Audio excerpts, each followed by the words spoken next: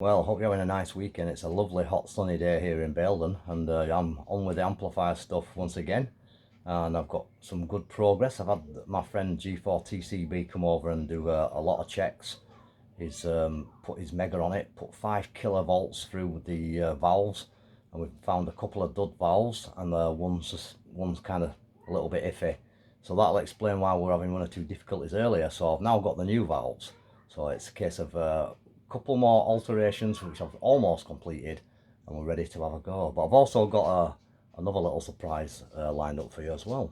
So as you can see, the amp meter's now straight, it's repaired, so that's looking good. That's saved me getting a new one. That's been sorted out. The fan covers, which I showed you earlier, they look like that when they're going to sit on top of the unit. They're all wired up. I've sorted the wiring out. So what I've got is a quick connection here. I've just got this plug which will connect up to the fans, and then that will connect directly up to the connection point, which is just there. So I've got the connections for the fan sorted. So this is what I'm on with at the minute. I'm just on with soldering this coaxial connection. So I've unsoldered the heavy coax which were in there.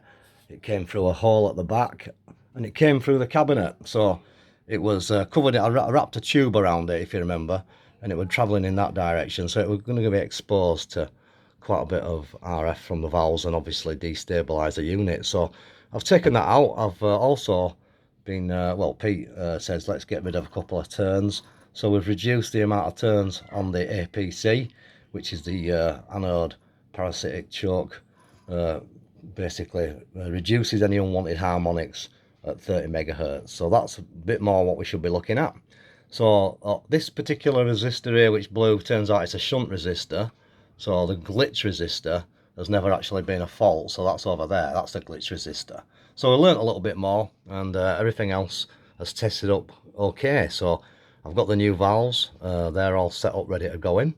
All I've got to do is finish off soldering up the other end of this connection here, this coaxial connection, onto this relay, which is just under there.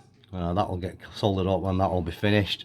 And then the final job is, Baz mentioned it as well, but I'm going to cut bottom of the panel from here and remove a section so we've got air expelling out of the bottom from the two fans. So that's going to happen on both sides of the panels.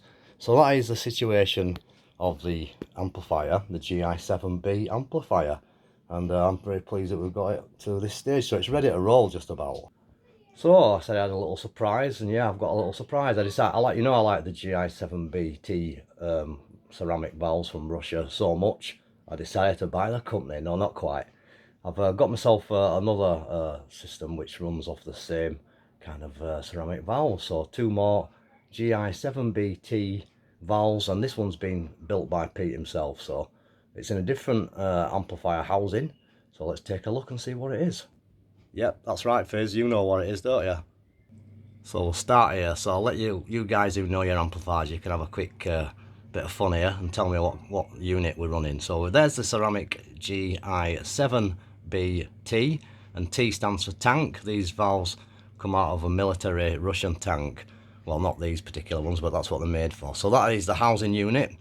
Very similar to how I built mine. That's the G4TCB housing unit with the ceramic valves fitted. So there's two of them.